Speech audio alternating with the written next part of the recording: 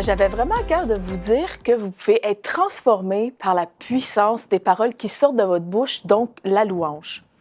Littéralement, nos paroles peuvent changer l'atmosphère, nos paroles peuvent nous transformer. Il y a un verset qui dit dans Proverbe 21:18, « La vie et la mort sont au pouvoir de la langue, quiconque l'aime en mangera des fruits. » Et la puissance des mots qui sortent de notre bouche ont le pouvoir de nous transformer.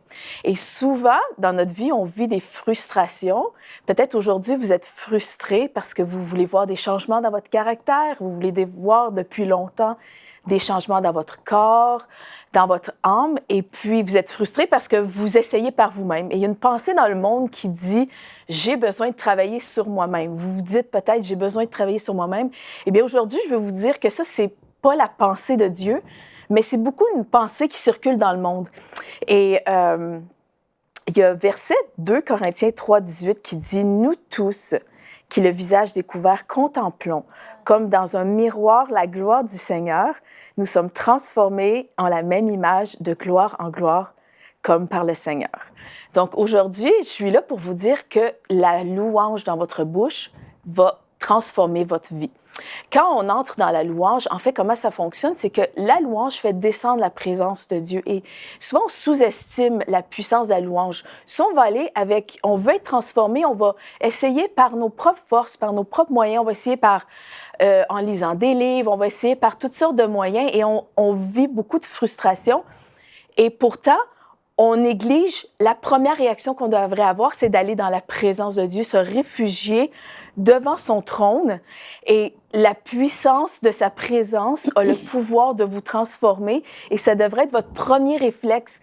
Et la chose la plus simple quand on est un enfant de Dieu, c'est d'aller devant lui et juste d'élever son nom et de réaliser que les mots qui sortent de notre bouche, quand on le loue, quand on élève son nom, eh bien, c'est des paroles de vie qui sortent de notre bouche, et ça donne accès à sa présence, et ça libère l'œuvre tout accomplie à la croix.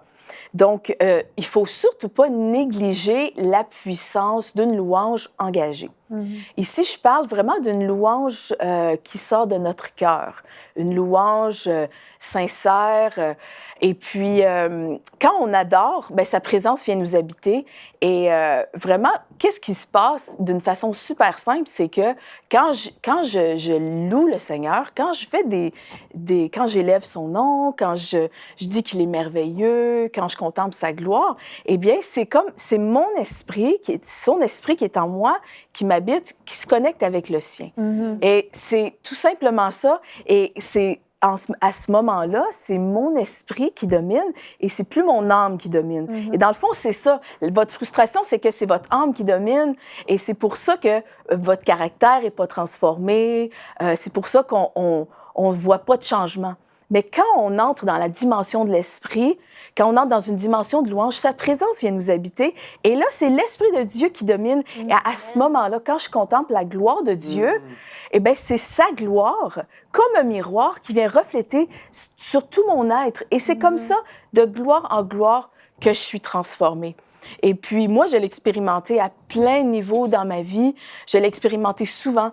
Souvent, quand je sens que ça va vraiment pas, je vais dans ma chambre, je vais dans mon lieu de prière, dans mon garde-robe, dans mon lieu secret, et je me dis, OK, là, vraiment, ça va pas, j'aime pas ce que je vois, j'aime pas mon caractère en ce moment, j'ai besoin d'aller me réfugier. Et je pense que mes enfants le savent, mon mari le savent, et je vais prendre ces temps-là, et je vais contempler la gloire de Dieu, et ça peut se refléter partout dans mon corps aussi, pas simplement dans mon caractère, mais si j'ai besoin de guérison, dans mon corps ou dans mon âme, aussi, cette puissance de la louange fait le même effet.